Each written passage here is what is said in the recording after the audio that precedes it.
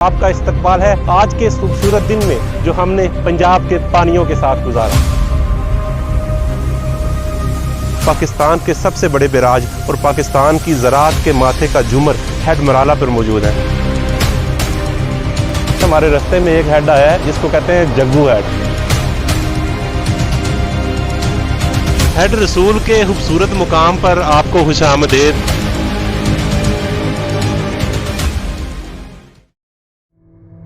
190 سال پہلے پنجاب ایک مختلف زمین تھی۔ نہ ٹیوب ویل تھے، نہ بجلی اور نہ موٹر پمپ، نہ کھادیں اور نہ جی پی ایس سے چلنے والی زراعت، لیکن زمین وہ تب بھی زرخیز تھی۔ مسئلہ صرف ایک تھا، پانی۔ ذرا تصور کریں 18ویں صدی کا پنجاب، نہ موٹر پمپ، نہ بجلی، نہ ڈیم، نہ نہریں، نہ پانی کو سنبھالنے کا انتظام اور نہ ہی پانی کو بہانے کا سلیقہ۔ ایسے میں کسان جو اپنی خشک زمینوں کو دیکھ کر آسمان کی طرف نگاہیں اٹھاتے تھے اور بارش کے لیے دعا کرتے تھے، لیکن اگر بارش نہ ہوتی تو قحط سالی اور کسان خالی ہاتھ۔ قحط سالی کے نتیجے میں یہاں سے مائیگریشنز ہوتی اور ہر گھر سے فاقوں کی آوازیں سنائی دیتی۔ 18ویں صدی کے وسط میں یہاں انگریز تو آئے قبضہ کرنے کے لیے، لیکن شاید ایک نئی ٹیکنالوجی بھی لے کر آئے۔ پنجاب کے دریاؤں پر بند باندھنے اور نہریں کھودنے کا سلسلہ شروع ہوا تو وجود میں آیا دنیا کا سب سے بڑا نہری نظام۔ السلام علیکم دوستو، میں ہوں زین العابدین اور آپ کا استقبال ہے آج کے اس خوبصورت دن میں جو ہم نے پنجاب کے پانیوں کے ساتھ گزارا۔ یہ کہانی صرف پانی کی نہیں ہے، یہ زمین کی ہے، طاقت کی ہے اور ہاں، سیاست کی بھی ہے۔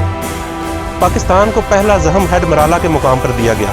یہ وہ ہیڈ ہے جو انگریزوں نے 1906 میں تعمیر کیا تھا، لیکن جب ہندوستان نے اس کا پانی تعمیر کیا تو یہ پاکستان پر کسی ایٹمی حملے سے کم نہیں تھا۔ اس کے بعد پاکستانی قیادت بیدار ہوئی اور انہوں نے عالمی فورم پر اس پر احتجاج کرنا شروع کیا، اور ورلڈ بینک کی مداخلت کے بعد پاکستان اور ہندوستان کے مابین سندھ طاس معاہدہ طے پایا، جس کے مطابق 3 دریا پاکستان کے حصے میں آئے اور 3 دریا ہندوستان کے حصے میں۔ اور آج ہم پاکستان کے سب سے بڑے بیراج اور پاکستان کی زراعت کے ماتھے کا جھومر ہیڈ مرالہ پر موجود ہیں اور اس کی آپ کو سیر کروائیں گے، جہاں دریائے چناب پہلی بار انسان کے حکم کا پابند ہوا۔ برِ صغیر پر انگریزوں کی حکومت مضبوط ہو چکی تھی اور ان کی آنکھوں میں ایک خواب تھا، پنجاب کو زرخیز ترین خطہ بنانے کا خواب، کیونکہ پنجاب تھا فصلوں کا گھر اور انگریز چاہتے تھے ایسی زمین جہاں گندم، کپاس اور چاول کی فصلیں یورپ کی منڈیوں میں سامان بن کر پہنچیں، لیکن مسئلہ تھا پانی کا۔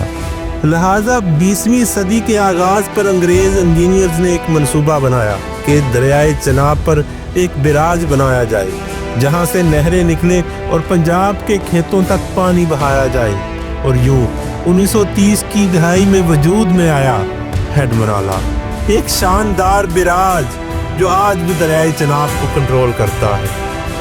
یہاں سے 2 بڑی نہریں نکلتی ہیں، اپر چناب کینال، مرالہ راوی لنک کینال۔ اپر چناب کینال 1901 میں شروع ہوئی، جو پانی پہنچاتی ہے منڈی بہاوالدین، حافظ آباد اور گجرات تک، جبکہ مرالہ راوی لنک کینال جو پاکستان بننے کے بعد بنائی گئی، راوی میں پانی ڈالنے کے لیے استعمال ہوتی ہے تاکہ لاہور، شیخو پورہ اور قصور کو سیراب رکھا جا سکے۔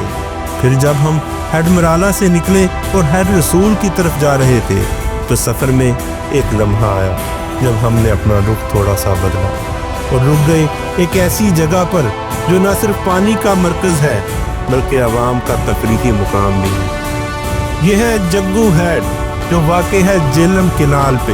پنجاب کا جو نہری نظام ہے نا، وہ نہ صرف اس خطے میں سبز انقلاب لے کے آیا بلکہ اس کے علاوہ یہاں کے لوگوں کی تفریح کا باعث بھی۔ ہمارے رستے میں ایک ہیڈ آیا ہے جس کو کہتے ہیں جگو ہیڈ، اور اس ہیڈ میں دیکھیں شدید گرمی کے موسم میں بلا مبالغہ سینکڑوں لوگ اپنے فیملی کے ساتھ اور بچوں کے ساتھ یہاں جمع ہیں اور انجوائے کر رہے ہیں اور ٹھنڈے ٹھنڈے پانی سے لطف اندوز ہو رہے ہیں۔ تو اس کے علاوہ یہ ہیڈ بھی اپنی جگہ پہ ایک ہسٹری رکھتا ہے، بڑا مشہور و معروف ہے۔ انگریز دور میں یہ بھی تعمیر ہوا تھا، ابھی اس کا برج بھی نیا بنا ہے، لیکن اس کی جو کشش ہے وہ ابھی تک برقرار ہے اور روز کی بنیاد پہ ہزاروں لوگ اس کا وزٹ کرتے ہیں۔ گرمیوں کی چلچلاتی دھوپ میں जब सूरज बेरहम होता है और हर चीज जलती हुई महसूस होती है। ऐसे में जग्गू हेड किसी नहलिस्तान से कम नहीं लगता। ये जग्गू हेड में जाने का रास्ता है, नीचे पानी तक पहुंचने का और ऐसे लगता है हम किसी पहाड़ी एरिया में मौजूद हैं। नदीम भाई, ये रास्ता देख के ऐसे नहीं लगता हम कहीं फेरी मेडोज पे जा रहे हैं?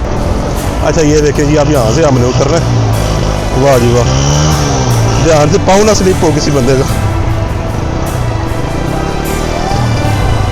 यहाँ ना कोई बड़ा शहर है, ना कोई महंगा रिजॉर्ट, लेकिन फिर भी यहाँ वो सब कुछ है जिसे हम जिंदगी की असल खुशी कहते हैं। अच्छा नदीम भाई, ये पकोड़े देख के कुछ याद आया? जी याद आ रहा है, बिल्कुल आ रहा है याद। बचपन की यादें ताज़ा हो रही हैं। ये जग्गू हेड के किनारे जहाँ से पानी इसका रिलीज़ होता है, वहाँ पे लकड़ियों की आग पे पकोड़े बने हुए हैं और ये बड़े अरसे बाद हमें ये सीन नज़र आया। जनाब लकड़ियाँ जला के यहाँ पकोड़े तैयार किए जाते हैं।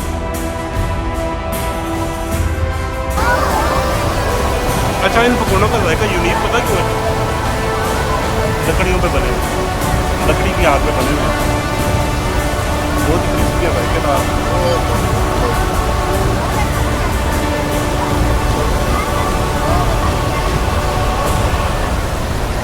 तब एहसास हुआ कि पानी सिर्फ फसलों को जिंदा नहीं रखता, ये इंसान के अंदर की खुशी को भी सैराब करता है। ये सिर्फ जमीन को जरहेज नहीं करता, ये जिंदगी को भी हसीन बनाता है।